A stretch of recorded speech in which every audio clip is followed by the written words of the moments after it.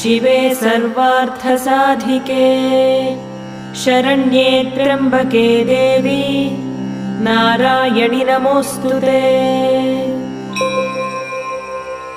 अस्य श्रीललिता सहस्रनाम स्तोत्रमाला मन्त्रस्य वशिन्यादिवाग्देवता ऋषयः अनुष्टुप् छन्दः श्रीललिता परमेश्वरी देवता श्रीमद्वाग्भवकूटेति बीजम् मध्यकूटेति शक्तिः शक्तिकूटेति कीलकम् श्रीललिता महात्रिपुरसुन्दरी प्रसादसिद्धिद्वारा चिन्तितफलावाप्त्यर्थे जपे विनियोगः।